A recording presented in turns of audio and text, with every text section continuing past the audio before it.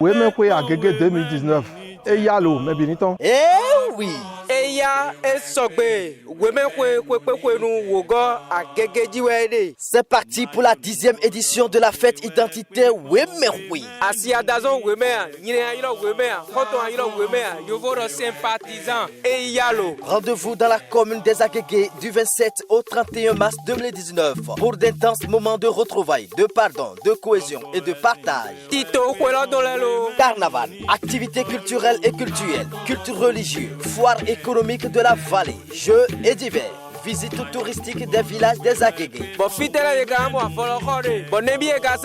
Le tissu est disponible au prix de 18 000 francs la pièce sur tous les lieux habituels de vente. Oui, mais nous gardons notre fierté et continuons d'agir pour les générations futures. Mais madame Mohamia. Madame Mohamia dans une bémone. Eso gbe fije nga mo. Fije nga mo de ya. Ya kon ko klo aso enu do ma madame Mohamia dans une bémone we mewe. Ni do afo e don ton jan ebo. E na tin bu na tin gbe nu gbo mi leje gan do ami. Da. Uno ga gbagbe la. Wo ko ko afo ene. So e we. Ya. Neso avivia mi ozuwe. Amo ne akpon folo bele o. Yeso aka ko pe ko nu amo ka wo ye ka dis da ko gojore de me friend. Bozo ade awan le we pe de me. Ekle no be asia we metodo ereji. We àwọn wenu sudoma uto ezu mo de àwọn le de me na de do agbeto de ere pinpon mi yera gbe pon to Royal TV Benin don le do si ma ne menu ge wenu no avolo kon buru da amoka se ri kai we menu nyu acho etran be de ya de mi mo do e na do awe do si ma be bezo te di afore di bezo te tenigbe azanko we awe to ko Jesu de memi de odon de ko ifo fotonukun eneto ajefide pepe de we me lo bezo kan gbonu we me ma ti le gbegbe de we yan mi sa kwe de pepe kabi avo satin we me kwe si avo ton le de a oyun ele de pe de a je amo avo do akwere pe ma je ji intro de mi ko do ma avojo akwe akoko ewe awe wi jan we de tegbe ma odi yo ye me de nu ablobono to ko eji le mi le we zon bo mi rin avolo do te kaka bo kwe lo egbe zon se awe mi ozu we chubo mi de ton do mi no blobono pa wan de bo no be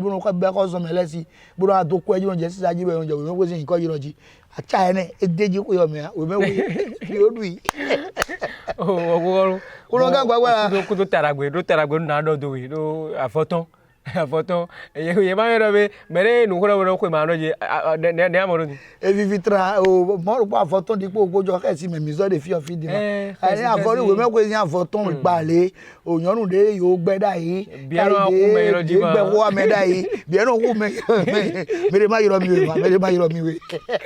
ma yiro mi we ne ano na gbe mere ma to we ano da ki aye we na nu ajo bezo te di kaka mi na idu ko lo nu wa mi don de pepe de mi o re pepe mi aro mo atojira ja de mi aro kide be ja ma mo je are anu ne nu mi no blo boyin nu blo bo mi no blo Royal TV file jo mi emission mi don de pepe mi are mi mo de me ja we poto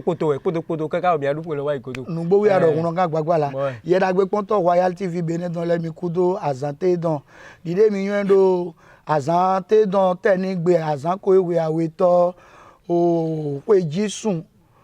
ko fowo foton nukun eneto wi me mi de bo mi ple de nu wa mi don to ko kan to enu do to enu wa to zon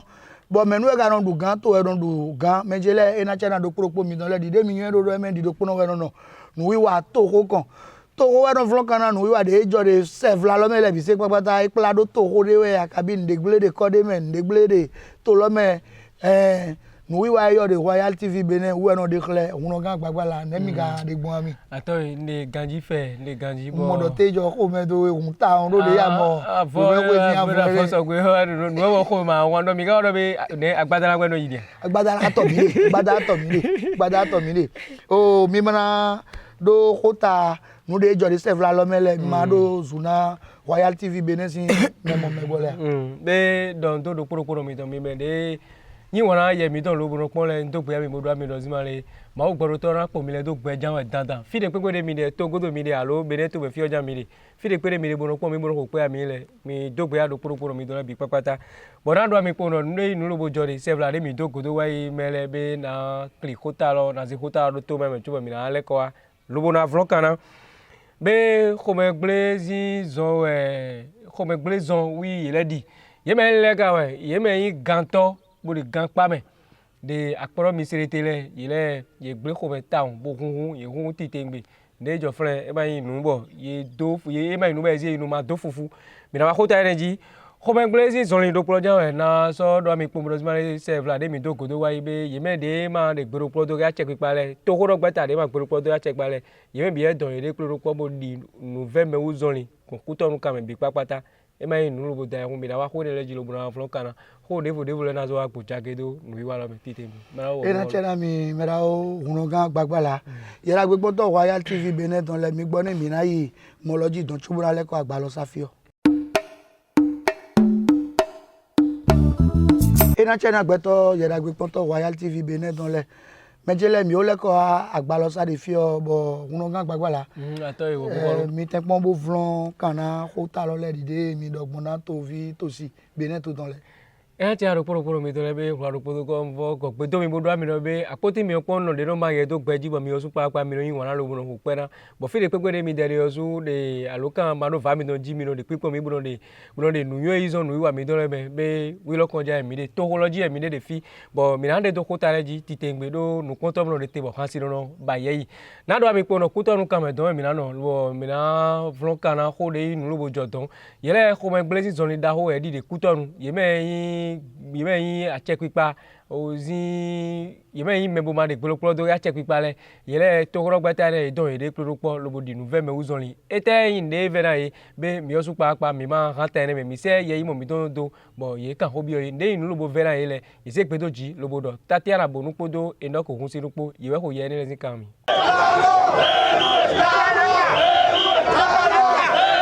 mi di zɔli do we bloko atse kpekpe aɖe ka opposition si me le yɔ nuɔ exui alia ewɔ zɔn mi di zɔli egbe bɔn yeme yi parti d'opposition le FCBE USL Restaurer Espoir RB mɛ biɛ nɔ kpɔ bo di zɔli egbe do sɛn togamitɔn talon ŋgbedzi o tsɔgbenu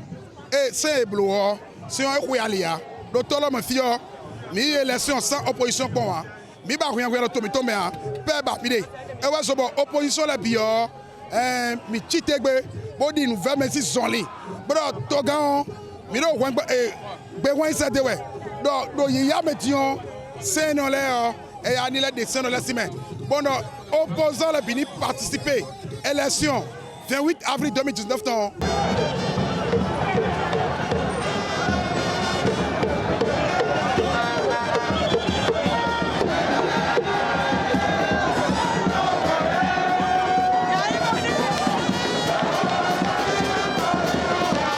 xɔme gblẽ zi akpa ƒe ɖo kplɔ dza mi na nɔ bɔ na do ami kpo nɔ zima le o gãkpa de yi gãkpa mi dɔ le be xɔme gblẽ de xɔme na yeme de yi gãtɔ bo gãkpa me le kpataki akplɔ mi si te zi kame fle gãkpa dawo de fle bo yi gãkpa dawo gbloglo de yi nu lobo nɔ bo yi meze se ɖo te kpɛtɔ de trɔ togo do su bo wa de be yi gbɛdza yi dɔ do yi ne wa fle lobo nɔ anɔ bo nɔ ase gã le fle be gãkpa ne me be yeme de yi gãtɔ fle le yi si xɔme ta ŋu de yi nu lobo ka via ye le be yi yɔ su kpakpa ye gɔma dɔ wa ye gbalẽ bo xɛlɛ gblẽ tite ŋgbe mɛ yi mɛ lobo yi kpɔnɔ gã lobo kpatsɛ na ye mɛ yi gã tɔ lɛ ye mɛ yi gã mɛ kpɔnɔ de yi kpɔnɔ lobo kpatsɛ na gãkpa mɛ lɛ bi kpakpata de be ne to me fi yɔ mɛ ne wɛ mi dɔn va mi dɔn sɛ kpɔ lobo eti nu mɛ ami nu de yi nu vɛ gãtɔ lɛ bɛ de xɔme gblẽ be eze gbedo dzi lobo ti mi ami gã mɛ na xɔ ne ye yɔrɔ yin kɔ dɔn dɔ sɛdzro Gilles yekpe gagné we mi dre vancé do lobo etinu me ami titengbe me yin me lobo ko yene zikan mi wen tatia na bonu podo Modeste Daboaku si o pelo podiemo gouvernement so titolé da ibero agence pénitentiaire bona montembo ze de no kanto ko legbon enaze do ali dagbe au Saint-Huiji do tomitome podo noé gouvernement ko prendre engagement do tole vo melepo o do nous votons nous gagner les mais bi ko to tagba pede na wa janwe do petoro gameti bondo we binu ro kwegbe yiro e po telephone po bondo WhatsApp ji ena do soda binu e we binu ena do asiton yiwe bondo kan bondo vijiwe ena me bi we tumbo me bi binu do et wa do penu ganto le dede dimboro e o mi soro na blomo e don blomo e do kameno blomo no e imbo na si homenu ye do e ko bloka be vecino no e do seme be do na blo nesi mo e do ganto we Mr. Teton ye me do file e fongu bodo e mi ko do e ko jo alo de le do mi dai bo e kana wa gbedino e mi ko san do wa lo mo nko e kun jeji no mi o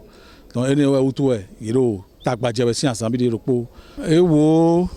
o no e mo mi de do WhatsApp ji réseaux sociaux ji on de yin gbomo ye gba nu clean de ko yogbe medical sekpo ye a medical gble wu a e lo mo e dacha mi mo mi tun do o ganto beto je yin bo le do sin bo le do ache me ro te odon donc e blo grève do to ko me bo gba nu de no yin gbon no e je ofio e te so mo me mon je ben dia amo no e hen gbale o il a tant pour dans les ya au blodo bon nous et nos aînés les wana ro kweton mo et la je yuaji to vito sele bi ni tundo nous mo mi de réseaux sociaux les ji o yin de bodo jijo e mo mais de si be din bodo nous kun jodo prison Mr. Teton wa nous jodo fi men de jo so mo yedo au droit et ton de les bio we bon mi no di do hai we donc nous e jo ne amo mais do gamen beto jen bodo ache bodo na respecter achele Mejele tangbo wi na wa lo bo ndo mi lo simale alita o vi da o do po ejo no re yin lo bo bla o do gbeto si o yoro mawu de aliene ji do gbeto ku me ka yin me lo bo yin kekere ne ezo glo fatan klan ye me yin chauffeur agbakun to beto bo kun moto afo dende o mi do ne ye we gba maison ko to bo ya ne e si o yoro mawu ton no re yin lo bo bla o bo me ka yin me lo bo ze ye yin mo mi ton lo bo friend lo bo ko ye ne si kami we yin bra ko apolide viwa nu podo oben kure ku topo ye me camion no le yo no so to de alio dia be alio da o e ji na kun moto apprenti dia zunga go sin bo je dangbo tipo go sin dangbo bo ze damo e we gbada po won camion no go to ye donc ne je niveau donc père yan chauffeur ze volant nu apprenti o be me wule re volant go donc chauffeur jo volant do apprenti ko apprenti wa de apprenti ma tun de le volant ko won e be damo so go to ko damo so ko we net donc tipo wa blessure pere donc tipo mo reconnaître de wo peut-être est important ye me camion no le so ma wele aye si da o do me aton où sont ces mots aji mi tron dango bo dia so me de camion de ja ye me awule so ces bon me de aso double me de bon me aton le pour mi je viviji go ka bo tela bo tron ni goudron nu kuma mi tron goudron nu kuma bon me aton to le tron dango jo bo je po mi ko le yo me de godo mi to jawe mi ja mi se go mama lo flele yo e gbon mama lo ji ka ko mama lo donc me de ko le jo me bi se mi lebo yo keke de odon so me do ri ne but chauffeur di de mo lo mo re e ko be bio ni e gleme nu ka me ko mo de yi mi a fait talent pour faire nous ne me partir nous le ne ni fond d'autres ogo parce que e ma si prend moto apprenti bon goudron eji camion encore c'est pas normal e ma yone ne do ke se bari je me camion ke ku to le town do nde kun gwali tambo do ji fidie me malo moduna donc ye ne do ke so kun ye tin dai mama lo na me de na wa ye to tete ye una wa bo mi de mo ne de po no le fine tin bo po no wa ko sa bo gbe wo so wa yi do de tete so mo ke me me awe no so sense ali lo ka kolo a kan si so de jani mama lo e no kwezo me ai mama ka e no kwezo me ma don e gbedo kan ya mo mi de ba ka le wo do po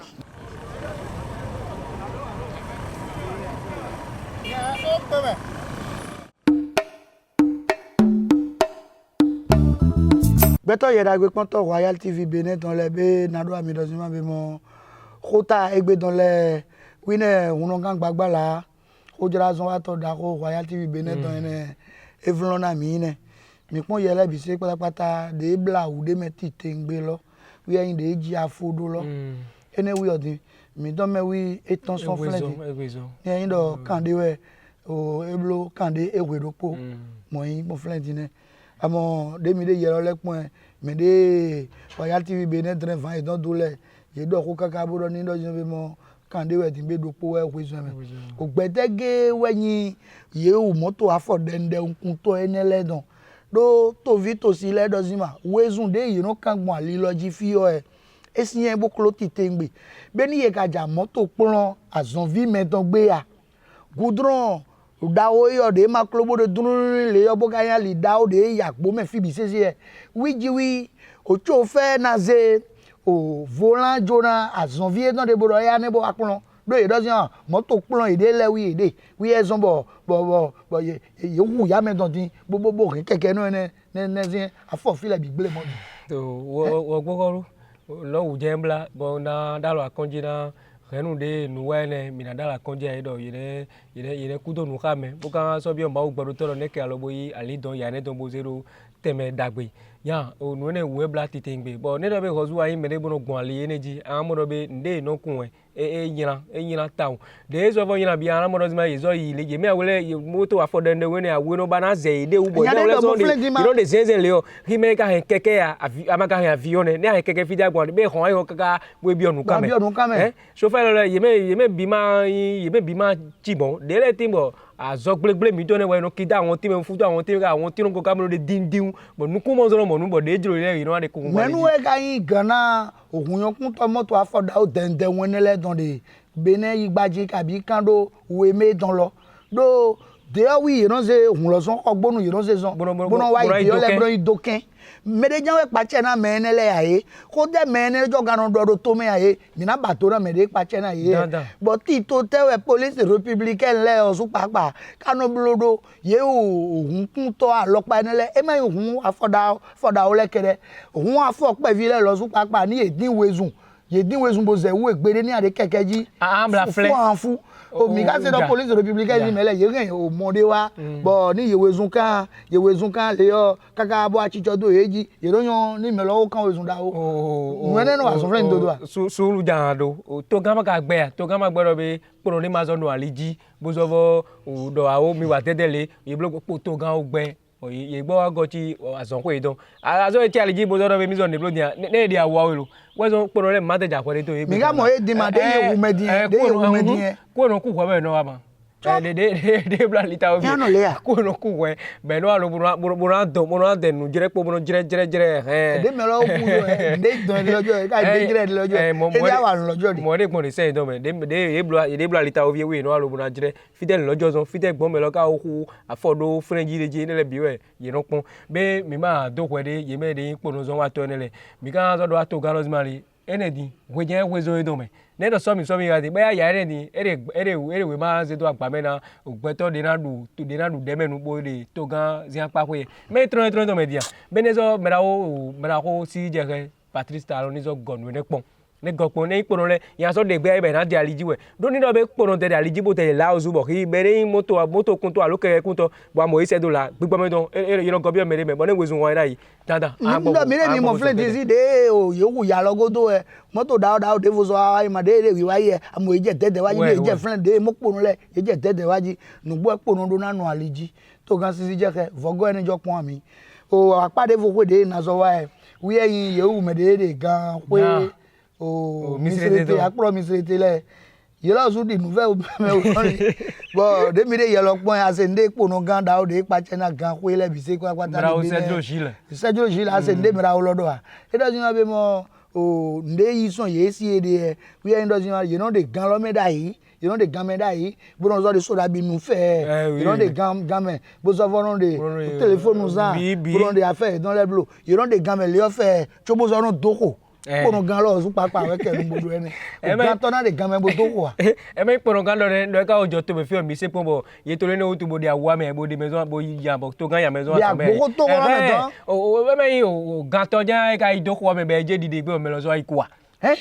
bo nja nde nkara kan bi ozo nde dio na kan bi o be ki me ka kan fran ko no je ko me alo me ozo no do juro bo no wa nu bo no igan me bo ki me ka igan to ba ka gan pa me aga do le pon akide friend ya ni ado le pon akide ya friend wi an zo ro di bo zo ko nu gbaji bo be dandan alo ka ma do si jami razan alo dandan so ra bi do jami garanu alo bi alo jami ajenu alo nde bo ede le di ama jami do ramba ama do juro ba le ko akwe bo wa gboje de ko to bo je juro koko ya ye do se o se yoyo to gan si je ke Patrice Talon don wi e do ko do apa ne ko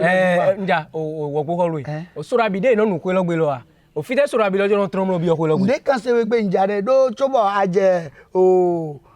prison ganto le si we gan pe lo pono we bezon hongboji kaka bi me o Royal TV Benezian son wa to enu le de be mo idon jangin le bo je don bo na ye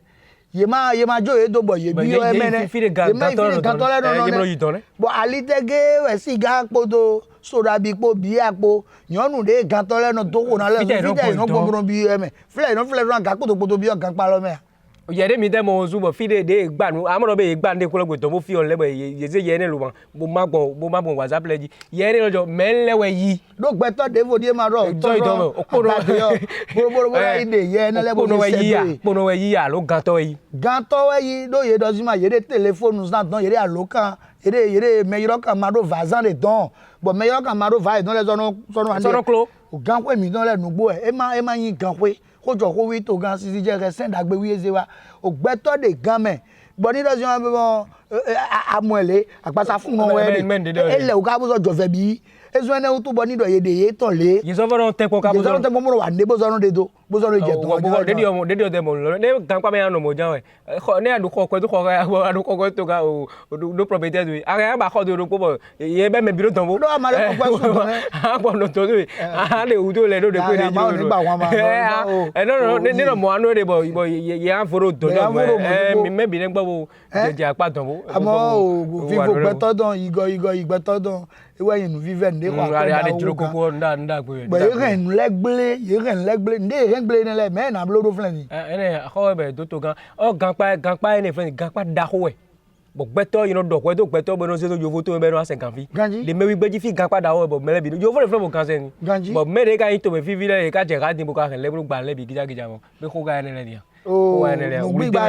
dɛmɛ ni ba jɔrɔ yɛmɛ de gantɔ ebe yɔsu kpakpa yɛrɛ yɔrɔ zima le demi la ko kango lobula lɛ kɔ akɔ ebona gbɔdze ebona dze dzoro koko wizi wɛ na yin lɛ kpɔn yi dɔn donc mɛ yi gantɔ lu ba gba ne filɛ ne dɔ bɛ yi dɔ dɔkɔ do da yɛ bɛ dɔ bɛ ko atɔn lɔ de bɛ tɛ kpo sunu kpo bɔn xɔ xɛ numɔ gɔn gbɛ yɛn yɛ gɔkɔ ne bo dɔ do ma mo dɔ sɛwo do ko eko mɛ dɔn gɔba. ŋunɔ ka gbagba la kí ayɔ ni lɔsi bɛ mɔ yìnyɛn azɔ atɔn jɛ atate yɔ bɔn azɔ adzɛ jɔnwa eyɔ jɔnwa yìnyɛn kan eyɔ yìnyɛn azɔ adzɛ yɛ nu wuyɛ zɔnbɔ yìnyɛn gbanu bóyá yɛ dɔ na ye ko yawe dɔ yà de filɛ bo nu yɛ dɔn ko de vivo yɛ dɔn mɛ do kpɔnɔ gan da wòlɔ dɔ si ma bɛ mɔ yedzro na ya tsa yɛ n'ɛlɛ zɔn yɛ si dɔ gantɔ ma do la de game bɔ a de telefonu zan gantɔ ma do la de game bɔ a de soda bi nu bo gan de siga nu bɔ kpɔnɔ gan de filɛ kpoekpo gantɔ ma do la de yɔrɔnu de filɛ gantɔ ma do la de game bo gan de nyɔnu ba de gan kpa mɛ ne game wɛ de edo na mu awu vɛ àmọ́ ẹ mẹ́yàn àwùfẹ́ káká ìgbèdé nù yọ̀ọ́ ló kpọ̀nù kan lọ́dọ̀ sí ma bí mọ́ yẹlẹ́ ọ̀sùn pápá do àtsẹ̀ ní mẹ́lẹ́ àdàdé ọ̀gá àmọ́ nùdé wà bó itọ̀ tọ́jú ẹ̀ edo náà yín lẹ́ kpọ́n nẹ̀ tẹlifóònù kà sí ẹ̀dán bọ́ ẹ̀dẹ̀ nù ẹ̀dán sàn bọ́ asọ́gbélébélé de filẹ̀ bọ́ akayọ̀ àwọn mi tó sọ̀rọ̀ àbí jọ ẹ̀ ma ní ìdájọ́ yẹtẹ̀ ẹ̀dọ́ lẹ́kpọ́n rẹ̀ bóbla wẹ̀ lẹ́kpọ́n náà yẹ ẹ̀ ma lẹ́kpọ́n náà yẹ ẹ̀ ma yọ ẹ̀nẹ́lẹ́wì ẹ̀jẹ̀ ayé sọ̀rọ̀ yìí sì bọ̀ ẹ̀dẹ̀ ní ẹ̀bùlò yẹ̀ni tẹ́kpọ́n bó di yọ o nu de fo de nsɔfɔ mɔ ye o de gan koe lɛ ye ni kpɔn dɔ nuvɛ mɛ o zɔnli de ye mɛ de atate boma de do gan koe lɛ ye di ye o togo dɔ gbɛta de ma de gbe do kpɔlɔ do kpo do atsɛ kpikpa de filɛ ti kpo lɛ ye di nuvɛ mɛ o zɔnli gbɛtɔ ye su tite gbe tso ye ma ka gba de kpekpe. ne vivi yɛ dodo kɔlɔ bɛ dɛ ɛ bɛ n dɔ si ma le ye no si ko bɛ bono de nouvelle me uzonli do ne do be yede de blo be ma yon a do na se gbe to jibo do bo e ka se gbe to ji ye ke yezo ti ku be bro man mo anuma alo kwere ye go alo kwere ko kamo be do iro ya go e bi ko yezo gbero ma je ko be do ko le do mi de ko lo jan ya se kwe e de te blo go mo le kere e ya konte hu nde gba ene de gba ene le o nouvelle me uzonli de yezi de kutonu ene jo e ye mire mi mo bode ye se van mele ye do kote u do sima tantan po lo mo a check pipa de flen ni gbo ne ye u me de ma de gbero polo to ke bo kayin o to vi mi ton le bo kayin ye o su papa ye joro na ye so mi nlo e te wulu de di onu kun e wo bo koru nu ne di o ma o jo to be fi pon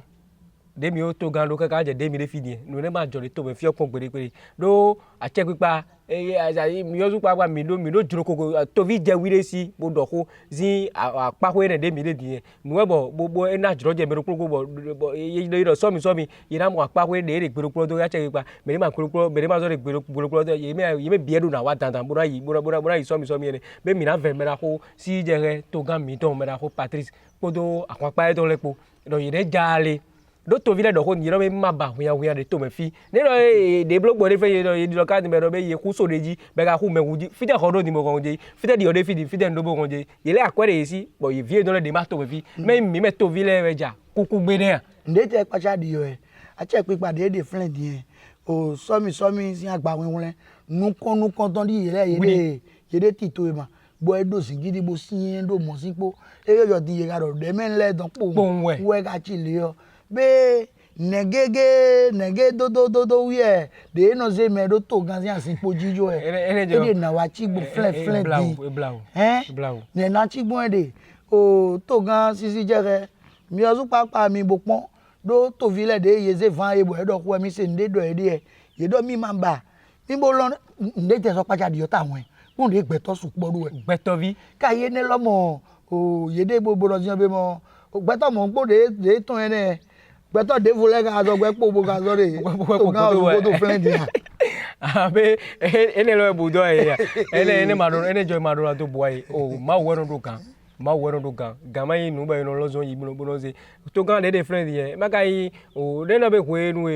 wọ́n de togodo bọ̀ ẹ máa de gbẹdọ̀kúrọ̀ tó kẹ́ tó kàn dé tọ́tọ́ fẹ́ tó kàn kó dá ibọ̀ kúnyà tí de mẹ́ dẹ́nà bẹ́ẹ̀ gbẹ́dọ̀ sọ́mà lé mẹ́rẹ́ máa gbẹdọ̀kúrọ̀ tó kẹ́ pa máa jẹ sọ́mi mẹ́ra wọ́n ẹ bá kàn án ní fẹ́ẹ́ dín ẹ máa de fẹ́ẹ́ àmọ́ nẹ́mi ká sọ pọ́n kankan mi àzọ pọ́n fúlà fúdọ̀ bọ́yá ẹ máa ń tó kàn sí jùrọ̀ àgbákò kàn mẹ́ bọ́ tó mẹ́ wé dọ̀ rẹ̀ mẹ́ra kó jọgbẹ́nu sẹ́lẹ̀ kànẹ́ sẹ́lẹ̀ ní bọ̀ mi fọ́ sẹ́nyà pa mi lòdì sẹ́nyà pa ewé ni mi sọ pa ayọ̀ di mẹ́jà ẹ̀jà nukun tọ́ mẹ́lẹ́gbẹ́. ẹ máa ìmọ̀ràn tó gán tẹ́ ẹ̀dọ́ sí wọn bẹ mọ́ de dẹ́mẹ́lẹ̀ sẹ́ńpàtọ́lẹ̀ yìí pélébó ìgàn ẹ̀dọ́ yẹn ẹ̀dọ́ àyè ẹ̀dọ́ sí wọn bẹ mọ́ òsẹ́wẹ̀ dọ̀mọ́ bòyí ọ̀sùnlẹ̀ pàápàá àwùyẹ́ ká ṣe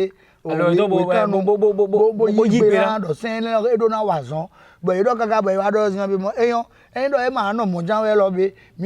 mi bó yí bóyí ìdílé o sẹ́ń pa sí pé lọ́gbẹ̀ tán bó sọ ìjíjà yìí bó dé sẹ́ń dé dọ̀mọ́ lọ ẹ̀ mi dé sẹ́ń lọ wí ọ̀sùn ẹ̀mẹ̀ bó nẹ mi mẹ̀bi sẹ́ pápátá mi náà yìí yìí ká sọ yìí bóyí wa tó kàn tó bọ̀ kó gbẹ́ kó tèrò mọ̀ sí polo wa tó gán ẹ̀ nàbúlé ní lọ wa mẹ́ tó gán ẹ̀ nàbúlé ní. o ndé tẹ fi fi ami yẹn maa o bulo bọ balọ ẹ ma ko mẹrẹ bó jo mẹrẹ tó yé mẹ yín mẹ lóbo yín dẹmẹ numu nọ fúnra ó pàṣẹ yẹn tó lẹ ẹ sẹlọ ẹ ká ẹ kò mẹrẹ lẹ ma o pàtàkì o kwedutọ jọ kó jọ fẹ́ àtòfilẹ̀ ní ta do sọ̀dẹ̀ wáyé dà yìí de àti pípa lọ́dọ̀ sí wọn bí ọmọ mèrè máa gbèrò polo tó kẹ́mi lẹ́ máa jẹ iye máa jẹ sọ́mi yẹn kwedutọ máa tán chẹ́hún. ẹ vivi dẹ do ẹ dọ́dọ̀ sí wọn mi lè gbèrò polo tó kó jọ àti pípa bọ̀ ẹ ká gbẹ́rọ̀ sí wọn bí ọmọ mi mọ̀ràn ṣe òdìdé sọmi dán máa ṣe jóná àtẹ̀pípa àmọ́ mi kà lè gbèrò polo tó kó yẹ kó bọ̀dé ìdọ̀mẹ̀dẹ̀ máa gbèrò polo tó lẹ́ máa jẹ iye ẹ máa tán pálípálí de ko lo wa yiro wi oru yin koro yan yoru gbe to a ma je ma amo ko to je tin tan ji buru panu ko to ga mo do yan be mo a ma mo ko ma do mo da ya mo ko mo do mo da ya mo eyin do so je wa mo no si ko ji bo ade ko to we mi ri akwenu adokun na bo dunu adogo lata bo nu akan fifa deji bo ozore o wa mo no si ko fi oton ba ran ro yo e ba de do nde osun ne no ni fi opo mo e du wa mo no si ko fo àtọkùnrin sí kò jí inú ajẹ. ẹ kájà ẹ tó jìgbẹ ẹ jìbọ yẹmọ mọ̀ndé. níwọ̀n jíjọ wa lọ́pọ̀ wọn ẹ̀dọ́ sí ma fitẹ́gẹ́ nánú de mẹ̀mí de ẹ̀tẹ́gẹ́ wí ẹ̀mí de dìdọ̀ fúnlẹ̀dì sọmi lọ wa ẹ̀nánú ẹ̀jì de àsán de ẹ̀jì ẹ̀nánú ẹ̀jì de bẹ́ẹ̀ tó lọ́mọ ẹ̀tẹ́gbẹ́ fíọ̀ fídíì à káyà jàkárà tó sí gbọ̀n àsálọ́jì. ẹ ká nù ẹ̀jì lọ yẹn bolo kótó fífa kpó wa yẹn bolo bọ̀ fún yẹn máa tí bọ̀ yẹn máa jà mẹ́kú gbé ya be mina dɔ na mia vɛ ye do mia mɔ mɛre nya mɛra o de dɔ ko filɛ de e yɔrɔ yin kɔ ye dɔ ma e yɔrɔ to ganzi yin kɔ bo yɔrɔ jɔgbɛn yin kɔ lobo a yɔrɔ koru tɔ mɛra ko a dege kun bɛ yin kɔ bo dɔ sumali ye mɛ a tɔn lɛ nɔ filɛ di ma bo da nya to lɔ bo to wa ci le bo so gɔmi de mɔ bo de mi bolo ko bo wa ne do alɔ de do a ma sinsin alɔ kplɔ jɛn o de ma mi gɔmi de mɔ bo jira do. o pe da o de sɔ kpatsɛ do sɔmi sinu konu de tomi dɔn bene tomi fi yɔ de yɔrɔ se na yɛ amúdọ̀ pé lọ́gbẹ̀ẹ́ ọdún tán ó rè mí ọ wuli fúnlẹ̀ díà. mi ò jẹ́ ẹran wuli bọ̀ ebi ìkọlẹ̀ ẹ̀dọ́ jẹun bí wọ́n tó fi tòsí de pépé má sọ dó jí de àkàn pípa gan jẹ́ ewu de pépé do pé ne wu do ko de tọ́gbọ̀n de tui de te de atọ́gbọ̀n ta de sọ. bẹ́ẹ̀ yẹ́dọ̀ bẹ́ẹ̀ wé má fífẹ́ de filẹ̀ yẹ́dọ̀ wé má tán yẹ́dọ̀ bẹ́ẹ̀ ne ne. ní ebolo kaka filẹ̀ ni o mẹ́rin de filẹ̀ tí a ń tó kpó tó àwọn ẹ̀dọ́ lẹ́ kpó yẹ̀nyẹ́ gbẹ́dọ̀ nànú filẹ̀ bọ̀ mìíràn yìí sọmi lọ àkókò kan bí ọkùnrin. abẹ́ mi nànú bolo akpọ́ fi de yẹ̀nà kó àkùnrin olùkọ́ mi agbẹ́dọ̀ filẹ̀ ni mi agbẹ́dọ̀ filẹ̀ ka yìí ẹyọ gbóná bó. mẹ máa dó mẹrẹ jọ ẹ dó máa wò gbẹrù tọ mi à ń gbọ́ wò gọ ọlọ́bìnrin alọ́ mẹ máa wò gbẹrù tọ lọ ní tẹ́kpọ́n bó jaale mẹrẹ mi tẹ àmì sáhọ mẹ kún mẹbi ne de dẹ ko bẹbi de dẹ ko bó lẹ́yìn pípọ̀ dàgbére bí ọkọ mẹ náà yé mẹ de tó nu ìdán lẹ bó lẹ́yìn rẹ gọ́jìrà do. plado náà òkùnrin ká gbẹ́gbẹ́ la plado náà sọ́mi bẹ́ẹ̀ ní tó tán ndé do ko jrato Togo dans les de domi ouais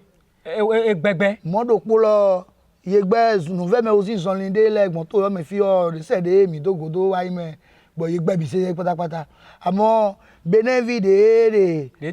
Togodo le yele ye di nouvelle mais aux only don da o ye di nouvelle mais aux only ko kan bi o de flan we bon de kinka se to ville e da zombo ye o me de to de vo me Togodo le yele ye di nouvelle mais aux only bo o mi me de nu lo de gbigbo gan de to lo me lejo ye ga gbero mi le ma nouvelle mais aux only e me to la ga de wa no de mo ma yon de ye aka kan bi o di ya ro be o ko le le ye mo ba hopo wo bo horu ma o gboro to ya mi ave ndo fire bi je yo de ro be ma ve ma o gboro to to yo na wuli mi o to na wuli mi o to ka wuli mi o ni ajira kwa were akoko gbele wu no ve gbe wu no ve be o ma o ja mi na gbo gode pojora kuno gboro to Benin to je di alodo me wa ba FIFA de me bo te pon kaka nínú de yenu da ye asia yo di amono ya o gbele ko me kuno gboro to amono ya o gbele ko me ma de zo kini gbele ko me oru bóyá wo ana Benin to me di aron ogbon o mi ayi mology don ba ya jo gbasa jo jira gbasa bo mi na so fopon we meko sin o ajo jira sin o ni ene dopo mi aso pon dopo we meko sin afolo we de ron vivi adi o tun no pon lo bele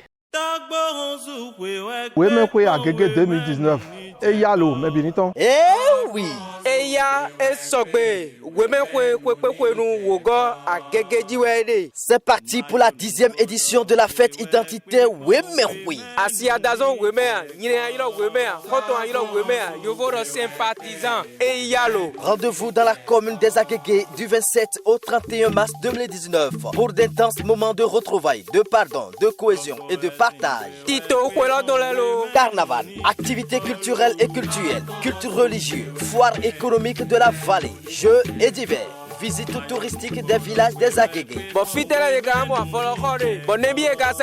Le tissu est disponible au prix de 18 000 francs la pièce sur tous les lieux habituels de vente.